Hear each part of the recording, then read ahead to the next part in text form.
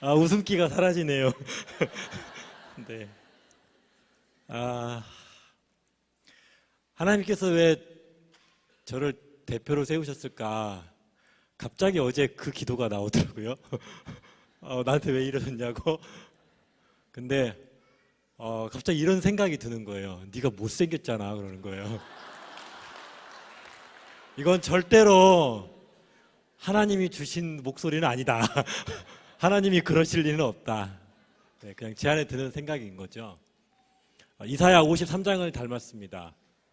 예, 고운 모양도 없고 풍채도 없은즉 우리가 보기에 흠모할 만한 아름다움이 없도다.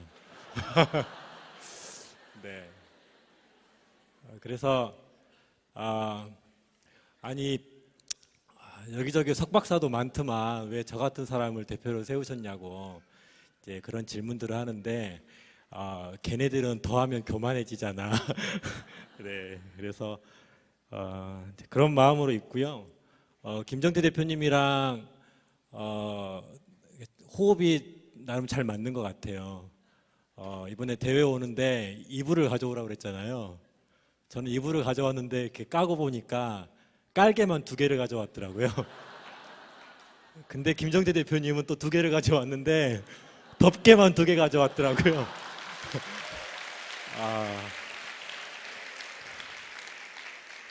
이 정도면 괜찮게 이렇게 5년 일해볼 만하지 않겠습니까? 네.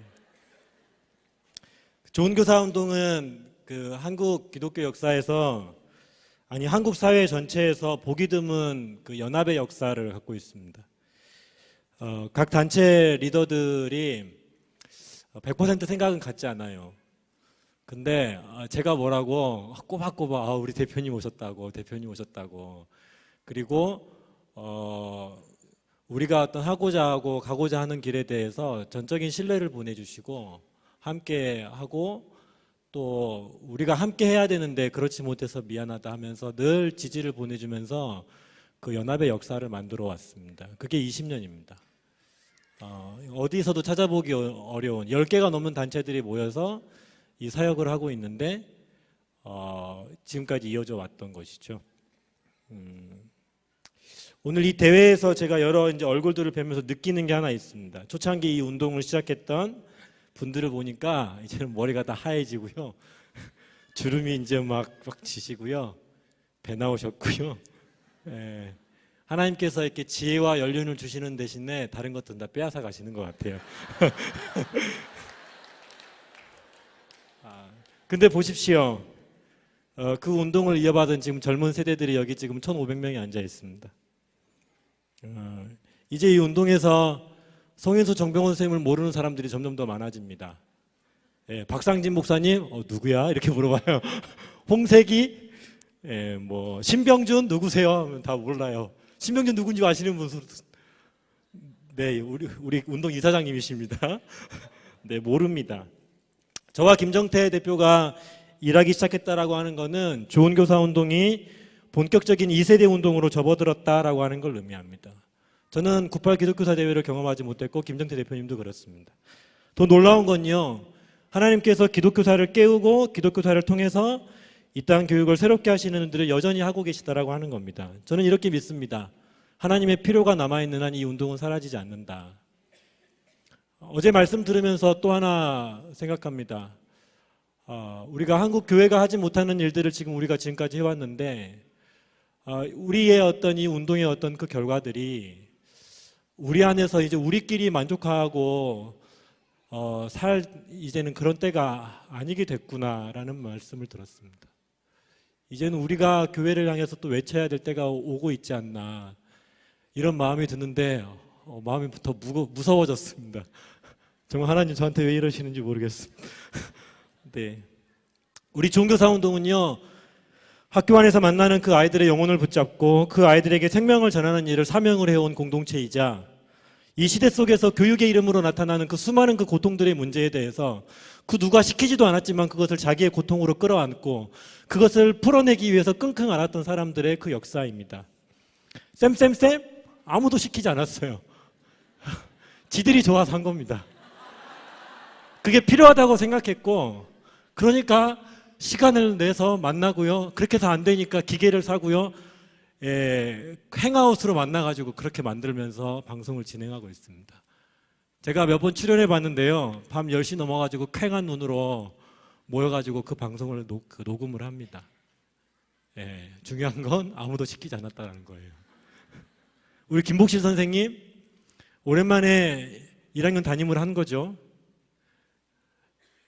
지금까지는 학교에서 힘든 일, 그런 일들은 다 피해오면서 살아왔던 분인데, 그 1학년에 그 아이들을 봤는데 이분이 결정적으로 실수한 게 있어요. 예수님을 만났어요.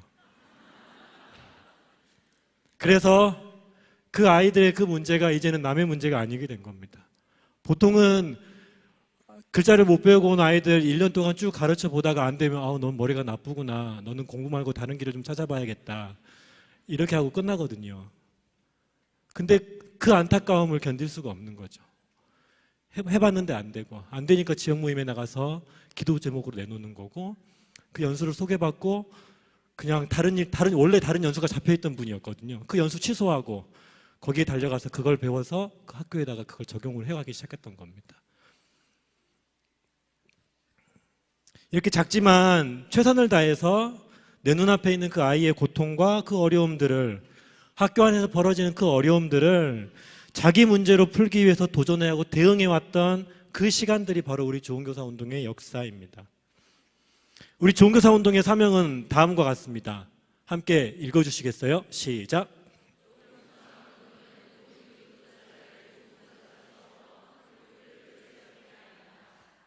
네, 기독교사가 좋은 교사입니다. 우리 전설이 있지요. 기독인의 삶만 강조된 교사, 뭐죠? 같이 한번 해보시겠어요? 제가 기독인의 삶만 강조된, 교사의 삶만 강조된 정말 잘하시네요. 우리는 그걸 거부하는 거죠. 교사로 부름받은 그 한 사람 삶 안에 그리스도를 만난 그 은혜와 그 모든 것들이 통합되어 있는, 뭐라고요? 그 기독교사가 좋은 교사입니다. 우리는 이런 기독교사를 좋은 교사의 정체성을 가진 자라고 부르고요. 또한 이것은 우리 삶의 그 수고를 통해 얻은 그 열매들이 그 믿는 자들 안에서만 나누어지는 것이 아니라 믿지 않는 이 땅의 모든 아이들과 이 모든 학교들에게 그 열매들을 나누어야 된다라고 하는 그 정신을 가지고 기독교사 연합을 좋은 교사 운동으로 이름을 바꿔서 지금까지 사역을 해온 것입니다. 좋은 교사 운동은 다음과 같은 일을 통해 교육을 새롭게 하는 일을 해왔고 또 앞으로도 해갈 것입니다. 우리는 좋은 교사를 세워서 신뢰받는 교직사회를 구현합니다. 좋은 교사 운동을 통해서 다음 세대가 복음으로 변화됩니다. 좋은 교사 운동은 아이들이 행복한 교실과 학교를 만듭니다. 우리 좋은 교사 운동은 교육과 사회를 새롭게 합니다.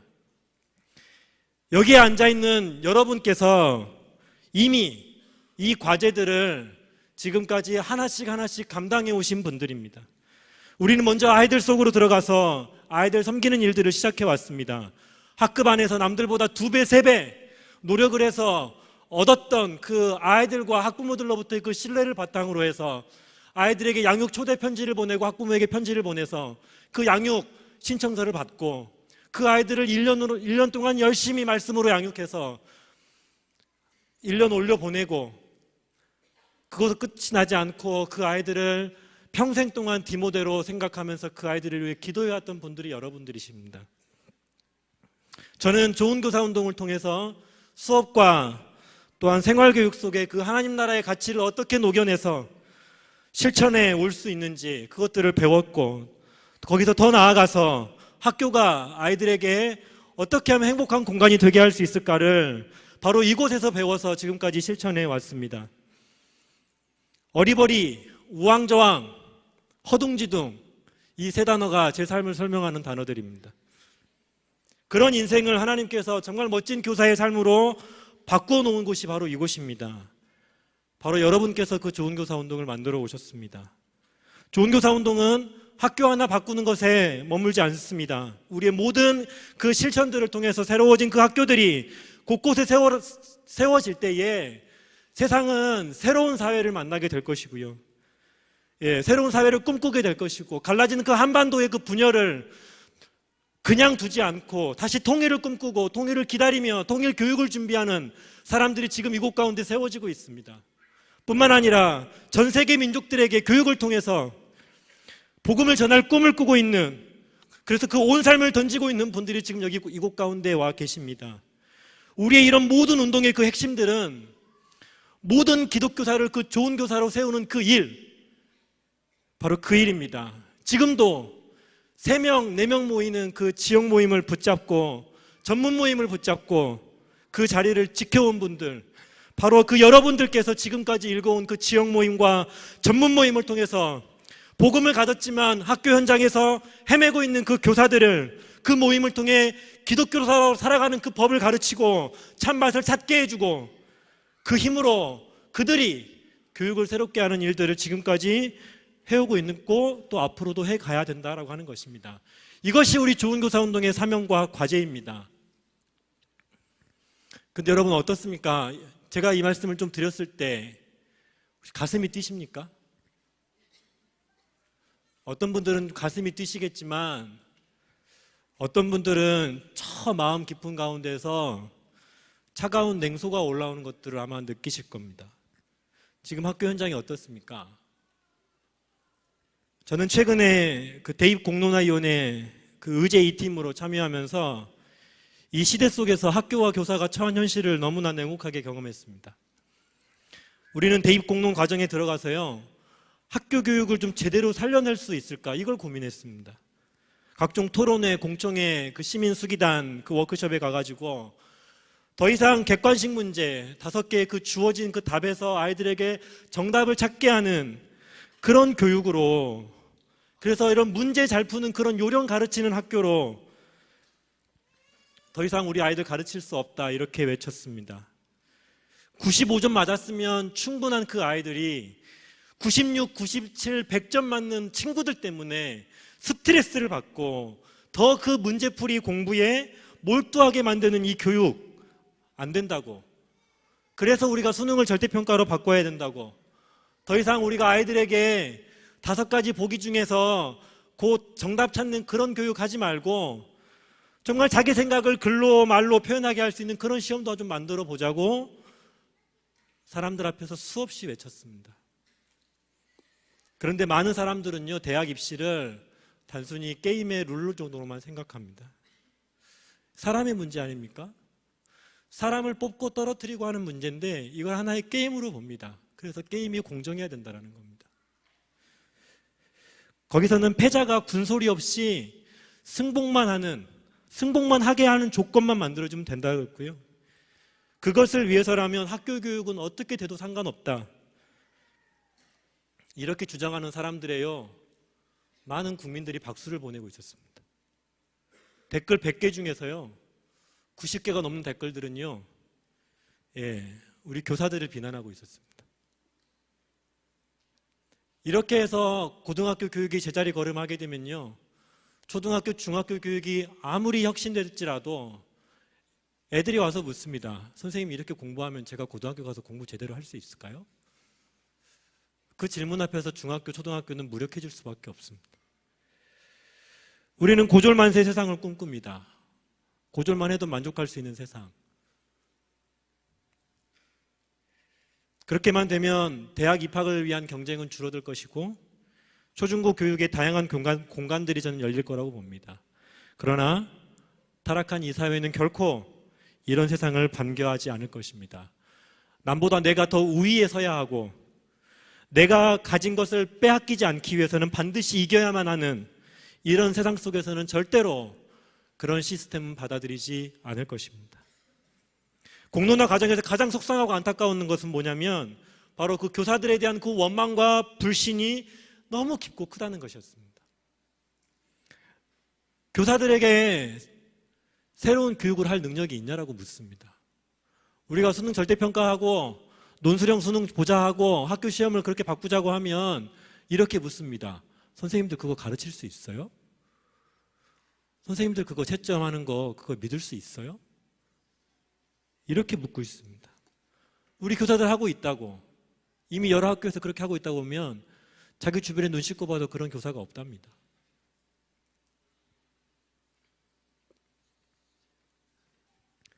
우리를 더 아프게 하는 일들이 많았습니다.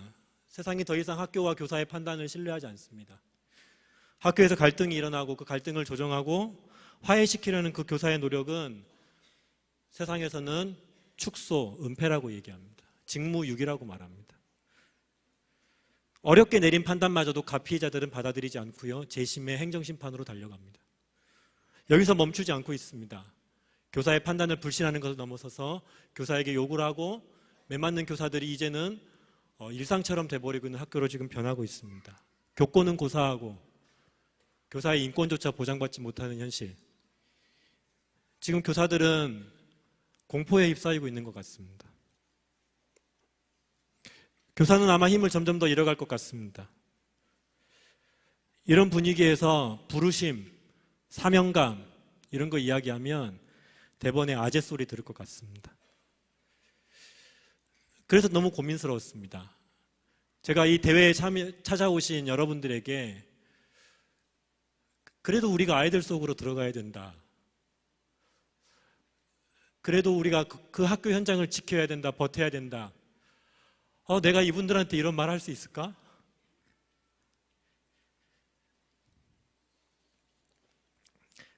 제가 나가고 있는 지역 모임에 선생님 한 분이 계시는데요.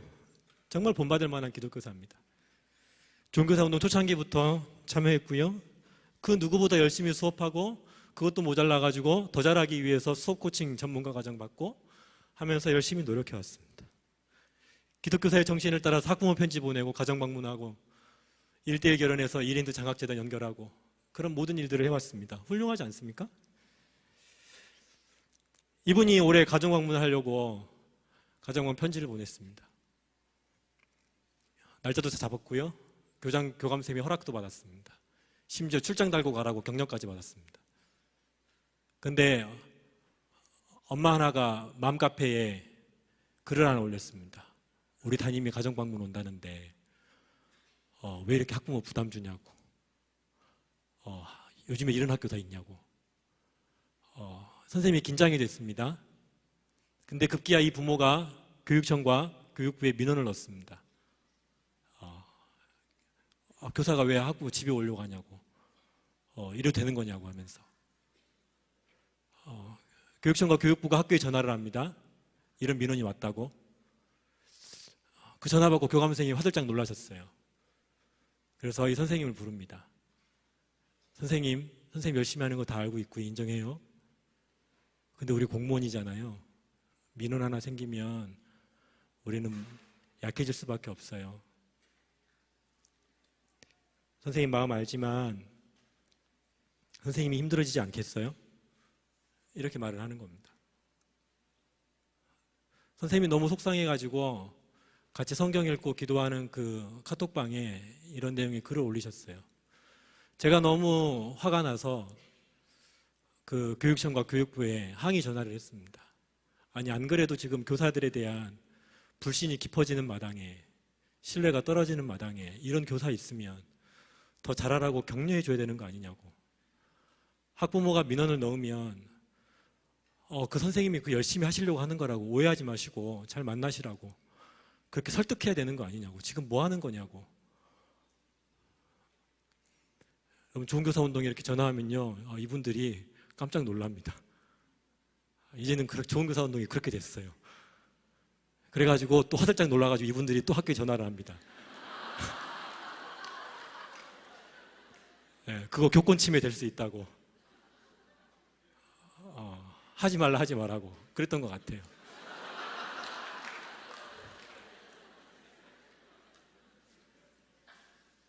교감 선생님이 이 선생님을 부릅니다. 선생님, 내가 언제 하지 말라고 한 적 있어요? 있어요, 없어요? 우리 선생님이 없어요라고 말했습니다. 그리고 나서 가정방문을 다 했습니다. 가정방문을 다 하면서 이 선생님 마음에 어떤 마음이 생겼겠습니까? 대체 누가 민원을 넣었을까?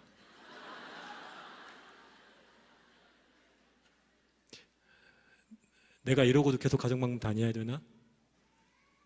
내가 계속 일해야 되나?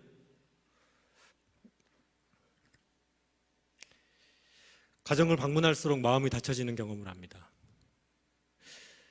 저는 그 마음속에 가득했을 그 상실감, 배신감, 공허함, 이 선생님께 아무 말씀도 드리지 못했습니다. 우리 선생님은 그 마음과 1년 내, 한 학기 내내 싸워야만 했습니다. 아이들을 보면서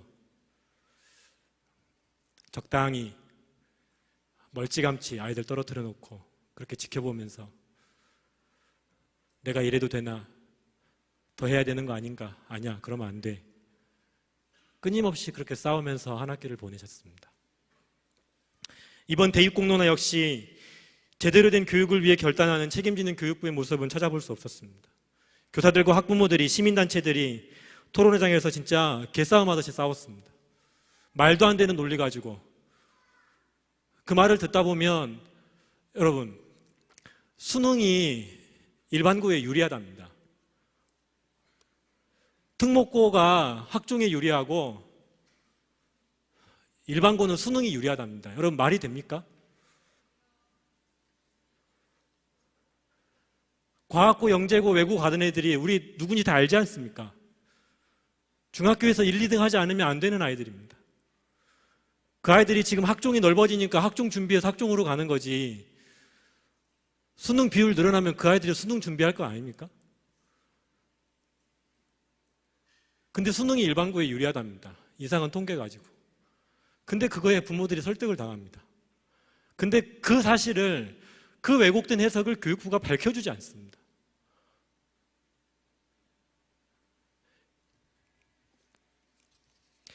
수기 과정에서요, 분임 토의 질문에다가 미래라는 단어를 집어넣지 말래요. 미래라는 단어는 의제 2팀이 계속 해오던 말이기 때문에 그거 의제 2팀에 유리하다고 하지 말랍니다. 의제 2 발표하는데요, 그러니까 의제별로 이제 자기 안을 발표하는데 그 앞에 쭉 수기 과정을 이렇게 거쳐오면서 미래 세대 토론회를 했고, 거기에 아이들이 내가 바라는 학교라고 하는 것들을 이렇게 발표하는 걸 영상으로 담은 게 있습니다. 그거를 보여줄 계획을 공론화위원회가 세웠습니다. 근데 그거 보여주지 말랍니다. 그거 의제 2팀에 유리하다고. 근데 그런 말도 안 되는 요구들을 이 공론화위원회가 다 받아들였습니다. 아이들의 문제를 얘기하고 교육의 문제를 얘기하는데 미래라는 단어를 빼버리고, 내가 꿈꾸는 그 학교라는 그 아이들의 목소리를 빼버리고, 그리고 나서 대학 입학의 그 선발의 공정한 룰만 만들려고 하는 것이 그 공론화위원회였습니다. 그것을, 이런 결정들을 국민들에게, 교육단체들에게 맡겨놓고 교육부는 위에서 그걸 보고만 있는 겁니다. 아무것도 하지 않고.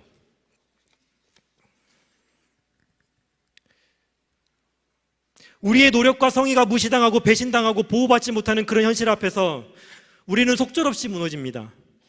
차라리 내가 잘못해서 욕먹으면 내가 잘못했나 보다 하겠는데, 내 선의를 이용하고 내 선의를 마치 죄라도 지은 것처럼 몰아갈 때 우리는 견딜 수 없는 상실감과 배신감에 무너질 수밖에 없습니다.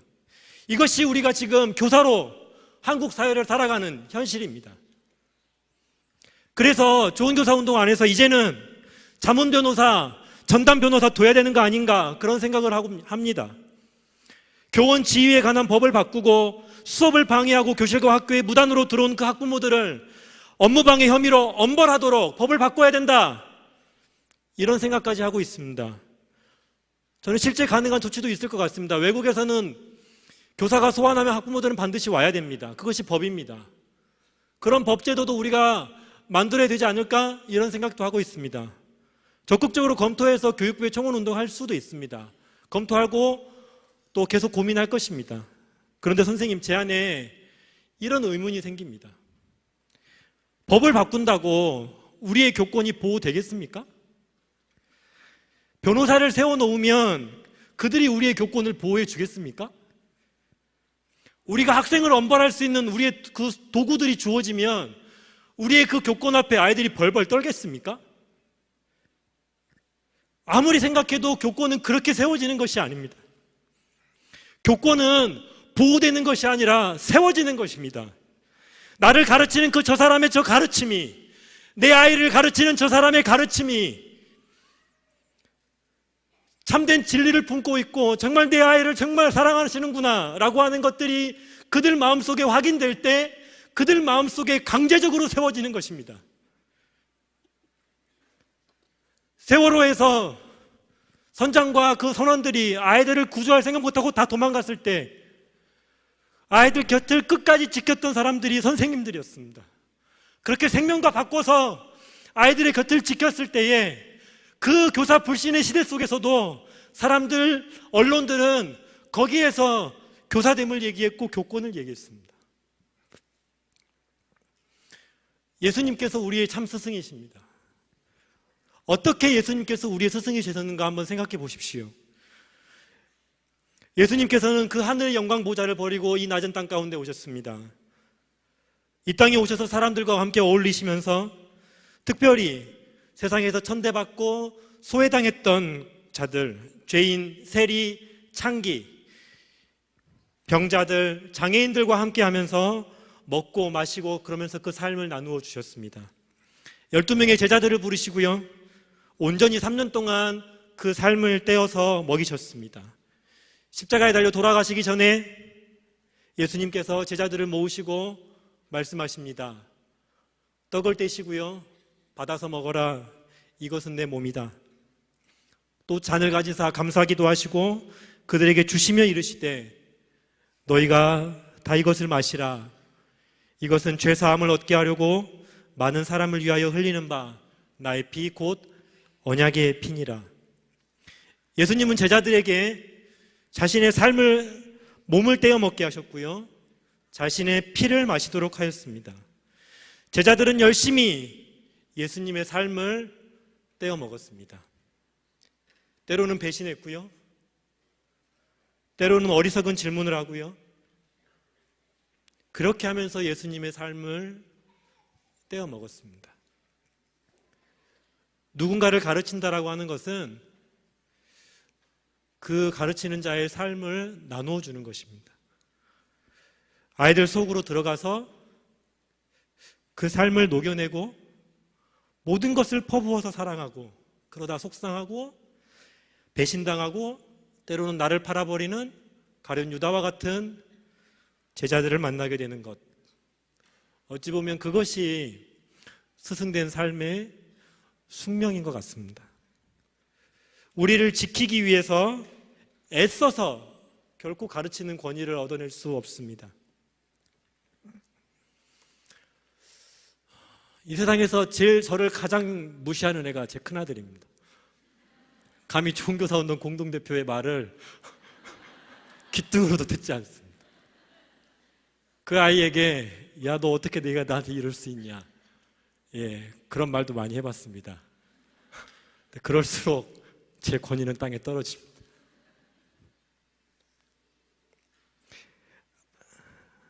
하나님의 나라는요, 뺏기지 않기 위해서 지켜서 얻는 나라가 아니라 나누어 주기 위해서 비워서 얻는 나라입니다. 나를 높여서 살 수 있는 나라가 아니라 나를 낮춰야 살 수 있는 나라입니다. 우리 종교사운동 회원단체 중에 TCF라는 단체가 있습니다. 제가 참 좋아하는데요, TCF 교사들이 늘 하는 고백들이 있습니다. 그리스도인으로 교단에 서는 것은 아프리카 오지에 해외 선교사로 파송되는 것과 하등 다를 것이 없다. 선교지의 사람들이 선교사의 수고를 알아주지 않는다 해서 선교지의 사람들을 비난할 수는 없습니다.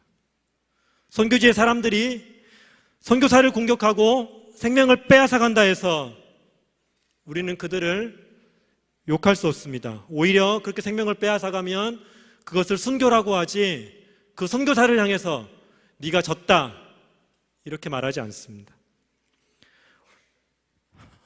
예수께서 우리의 삶에 찾아오신 순간,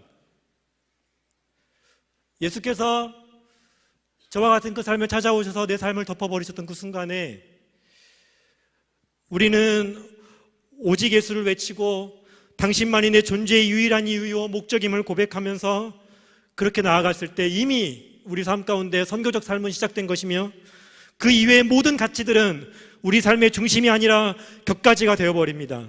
선교적 삶을 사는 우리에게 수고의 열매가 없고 사방으로 우겨쌈을 당하고 조롱을 당하여도 그것은 우리의 패배가 아닙니다. 오직 우리의 정체성은 예수 그리스도 안에 있는 하나님의 나라요, 하나님 나라에서 모든 영혼이 존귀하고 아름답게 살아가는 것에 우리의 마음을 두고 그 나라의 아름다움과 진리들을 가르치며 그 나라를 이 땅 곳곳에 알리고 확장시키며 그렇게 살아가는 삶, 그것이 우리의 정체성입니다. 우리의 정체성을 확인하고 그 정체성을 흔들어대는 수많은 도전 속에서 그 정체성대로 살고자 애쓰고 수고하는 그 성실성이 우리의 교권을 세우는 유일한 길입니다. 성실성은 결코 부지런함이 아닙니다. 성실성은 내가 나의 정체성 위에 있는가를 날마다 확인하고 그 정체성대로 살고자 하는 몸부림인 것입니다. 바코 팔머가 얘기합니다. 훌륭한 가르침은 정체성과 성실성에서 나온다. 바로 이 정체성 위에 우리 교사의 삶에 그 삶을 뿌리 내려야 되는 것입니다. 어떻게 할 건가? 어떻게 우리의 삶을 그 정체성 위에 둘 것인가? 첫째로 우리가 학교 현장에서 예수님과 함께 동행합시다. 앞서 말씀드린 것처럼 우리 교육은 깊은 좌절 가운데 있습니다. 바뀌지 않는 교육제도, 멈추지 않는 그 경쟁교육, 깨어진 관계 속에서 신음하는 그 아이들, 지식은 가르치나 삶은 가르치지 못하는 교육, 좌절하고 있는 교사들, 소망을 찾기가 어려운 시대입니다. 하나님께서 이런 교육의 시대에 저와 여러분을 기독교사로 부르셨습니다. 계시록 21장에 이렇게 말씀하십니다. 보좌에 앉으신 이가 이르시되 내가 만물을 새롭게 하노라. 보라, 내가 만물을 새롭게 하노라. 예수님께서 세상 모든 만물을 새롭게 하신다고 하십니다.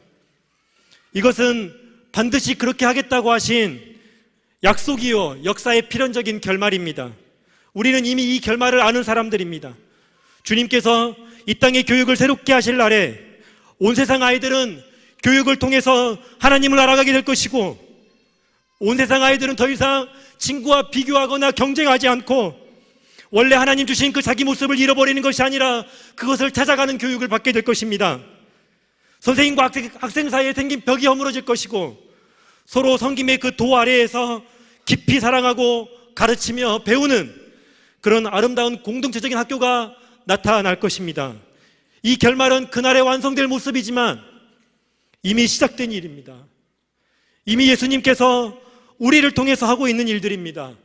내가 매일 경험하는 교실의 현장과 학교 현장은 아무런 변화가 없는 것 같고 더 망가지는 것 같아 보일지라도 그때에도 이미 예수님께서 교육을 새롭게 하는 일들을 하고 계십니다. 그 일을 완성해 가시는 그 과정 가운데 저와 여러분을 그 하나님 나라의 그 거룩한 사역 가운데로 우리를 초대하고 부르시고 있는 것입니다. 우리는 우리를 기독교사로 부르신 그 하나님에 대해서 더 깊이 알아가야 됩니다. 하나님께서 우리를 어디서 어떻게 만나시는지, 우리를 어디로 이끌어 가시는지, 역사의 주인이신 하나님께서 이 역사를 어느 방향으로 이끌어 가시는지 우리는 하나님에 대해서 더 깊이 알아가야 됩니다. 서울에서 대입공론화 공청회가 끝나고 점수 하나로 대학 가는 것이 가장 공정하다 말하는 그 사람들과 교사들이 학생부 중심의 전형을 고집하는 것이 자기들의 그 권력을 지키기 위함이라고 하는 그런 말도 안 되는 이야기를 듣고 너무 억울해서 온몸에 힘이 쭉 빠져 있었습니다. 정말 무력했고 그 벽과 싸우는 내 자신이 가진 것이 아무것도 없다는 그 사실에 너무 초라했습니다.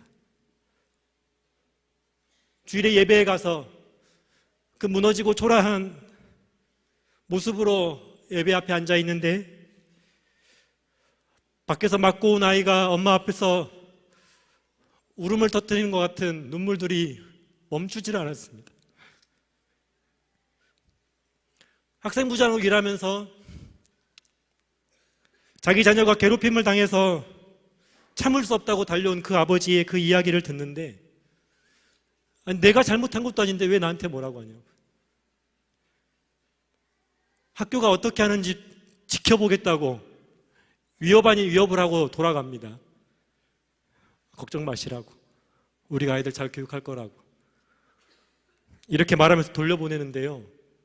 왜 이렇게 마음이 무너집니까? 너무 억울하고요. 자존심 상하고요. 화가 납니다. 그런데 그 마음 가지고 예배의 자리에 가서 앉는데요. 또 마음이 무너지고 눈물이 왈칵 쏟아집니다. 근데 하나님이 제 마음 알아주시는 것 같아요.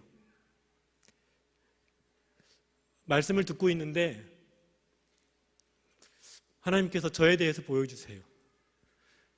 지금까지 제가 선한 사마리아인처럼 살아왔다고 생각했는데 다시 생각나게 하세요. 너는 선한 사마리아인 아니라고. 너는 원래 강도 만난 자였다고.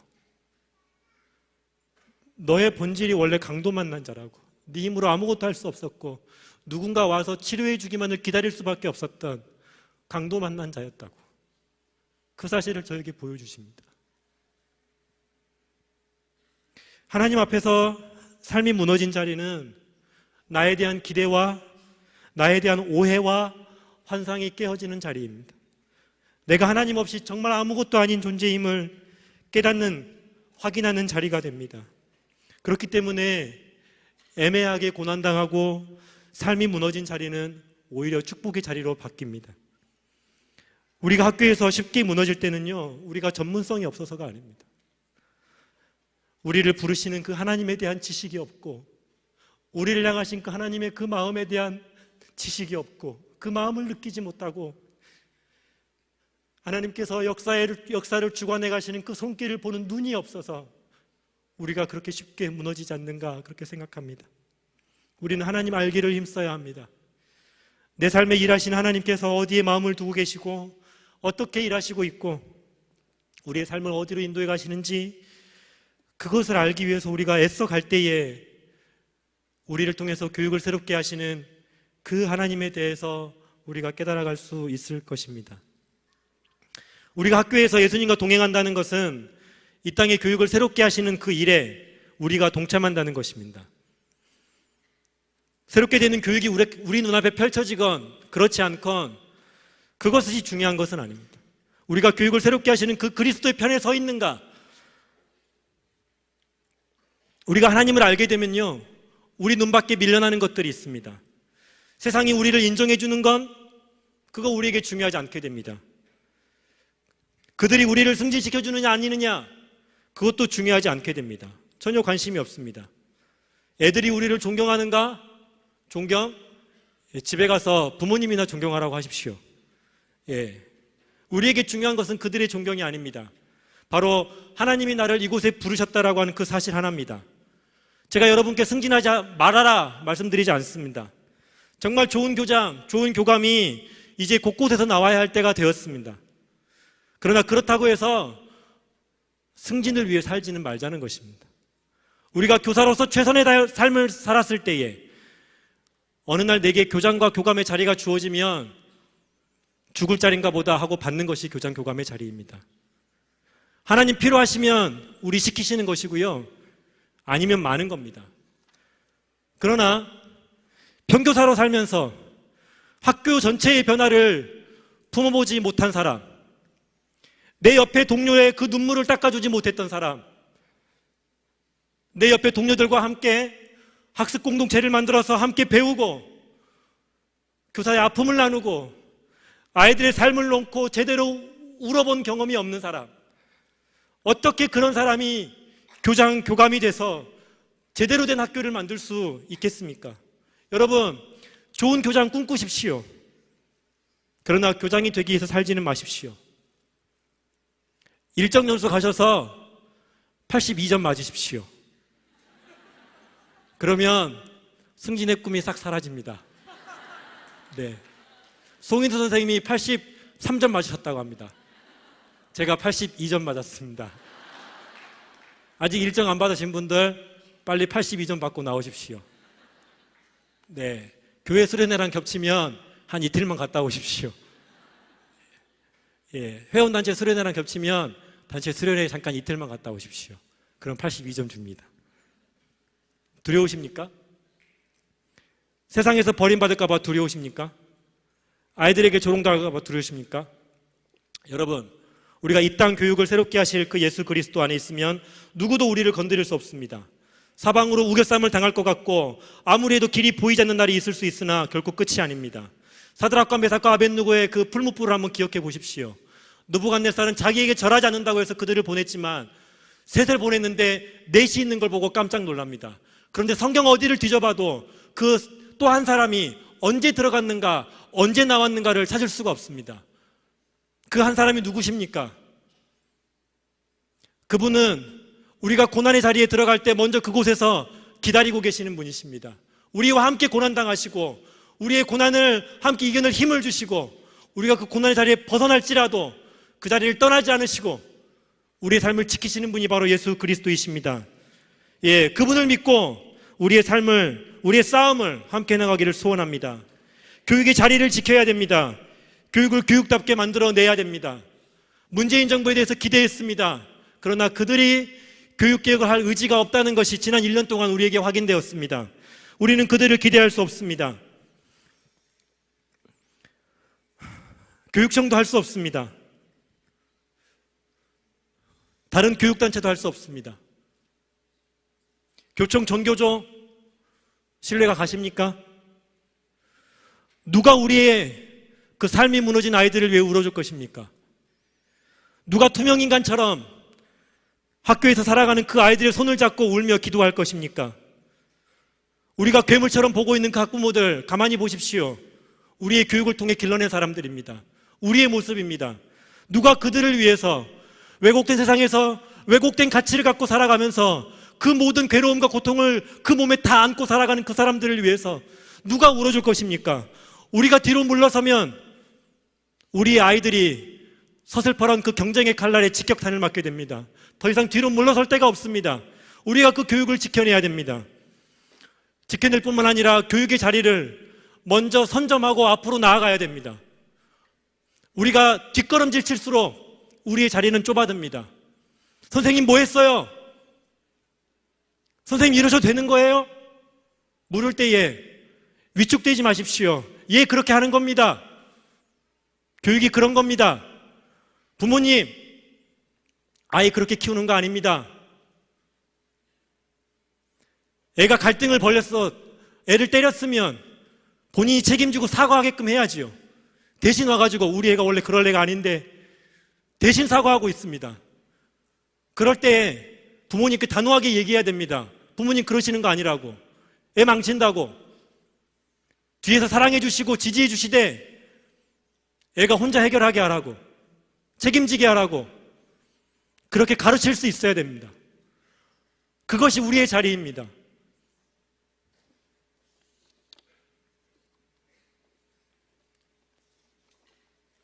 세 번째, 우리는 어떻게 할 것인가? 제가 여러분에게 굉장히 단호하고 힘있게 예수님과 동행하라고, 교육의 자리를 지키라고 그렇게 말씀드렸지만 이 말씀 듣고 또 힘들어하실 선생님들의 얼굴이 막 떠오릅니다. 힘들어서 왔는데 나보고 또 하래냐, 그것까지 하래냐.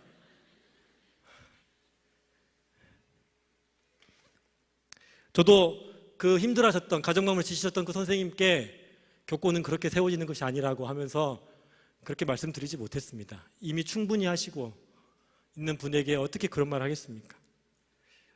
그런데요, 그분이요, 지역 모임에 와서 본인의 아픔을 나누고 기도하고 함께 먹고 마시고 하면서요, 힘을 얻어 가시더라고요. 그래서 여러분에게 말씀드립니다. 우리에게 필요한 것은 고립된 교실에서 벗어나서 강력한 교사들의 연대 공동체를 만들어내는 것입니다. 엘리야가 바알과 아세라랑 싸우고 나서 이겼다고 생각했을 때 갑자기 이세벨이 위협을 합니다. 그 위협이 무서워서, 그 위협을 가만 놔두는 하나님의 그 침묵이 무서워서 도망갑니다. 도망가다가 쓰러진 곳이 로뎀나무 아래였습니다. 우리가 로뎀나무 하면 되게 멋져 보이지만요, 쌀이나무입니다. 예, 그 사막에서 그늘 하나, 그러니까 햇볕 하나 제대로 피하기 어려운 곳입니다. 그런데 그곳에 하나님께서 여호와의 천사를 보내시고요, 그를 토닥거리시고요, 어루만지시고 먹이시고 재우시면서 그를 일으켜 세우십니다. 또 먹이시고 재우시고 하시면서 또 그를 일으켜 세우십니다. 그러면서 호렙산으로 이끄시고요, 그 호렙산에서 바알에게 무릎 꿇지 않은 7,000명이 있다라고 하는 이야기를 들려주십니다. 여러분, 7,000명의 사람들이 우리와 함께 있습니다. 우리의 싸움은요, 고립 그리고 단절과의 싸움입니다. 근대 교육이 시작된 이래로 학교는요, 교사를 교실 속에 고립시켜 왔습니다. 그래야 통제하기 쉬웠고, 그래야 대량 생산 방식으로 아이들을 가르치고, 또 새로운 아이들이 더 들어오면 교실 하나 만들어서 교사 하나 딱 들여보내면 끝나는 그런 교육으로 그렇게 통제하기 쉬운 교실을 만들어낸 것이 고립된 교실입니다. 그래서 그 교실에서 일어나는 그 모든 일들에 대해서 문제가 일어나면 그것은 교사의 책임이요, 교사의 무능으로 지금까지 결론을 만들어 왔습니다.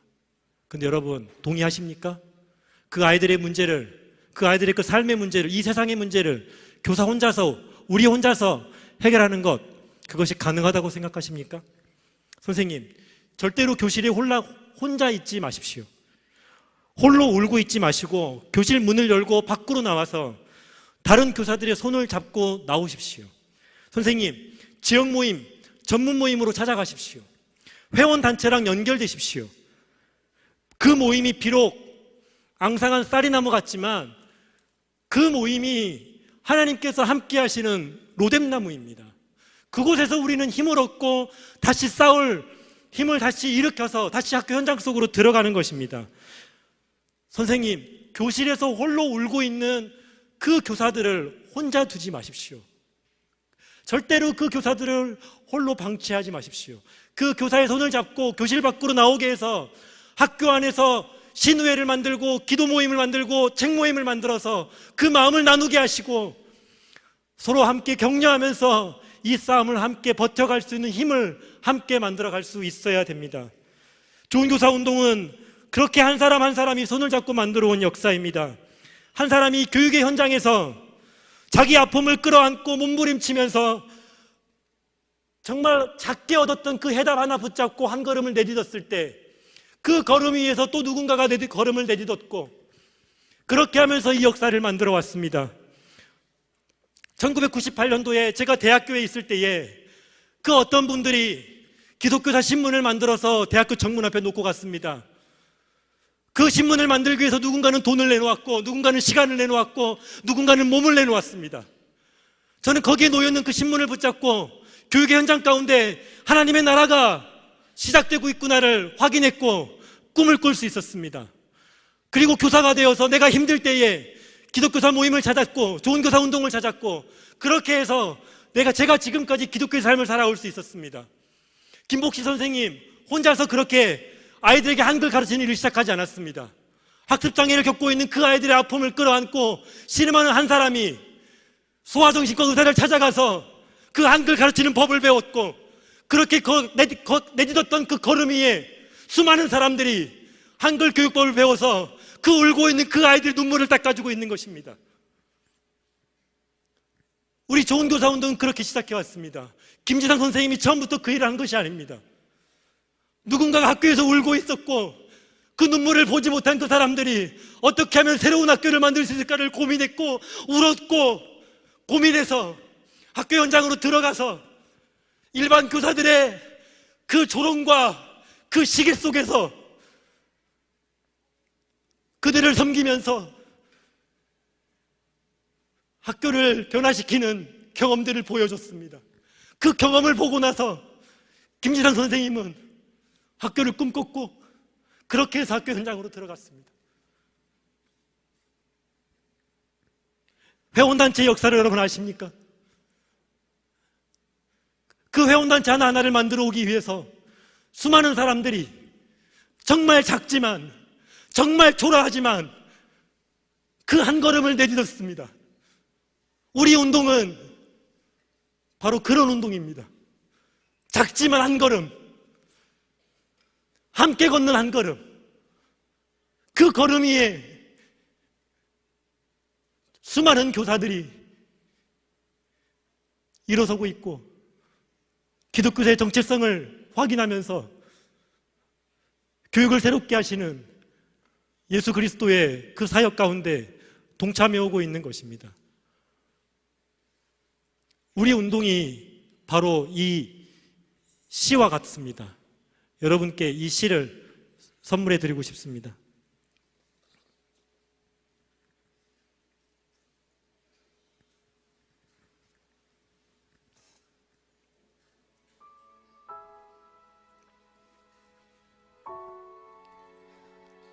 담쟁이 도종환. 저것은 벽, 어쩔 수 없는 벽이라고 우리가 느낄 때 그때 담쟁이는 말없이 그 벽을 오른다. 물 한 방울 없고 씨앗 한 톨 살아남을 수 없는 저것은 절망의 벽이라고 말할 때 담쟁이는 서두르지 않고 앞으로 나아간다. 한 뼘이라도 꼭 여럿이 함께 손을 잡고 올라간다. 푸르게 절망을 다 덮을 때까지 바로 그 절망을 잡고 놓지 않는다. 저것은 넘을 수 없는 벽이라고 고개를 떨구고 있을 때 담쟁이 잎 하나는 담쟁이 잎 수천 개를 이끌고 결국 그 벽을 넘는다.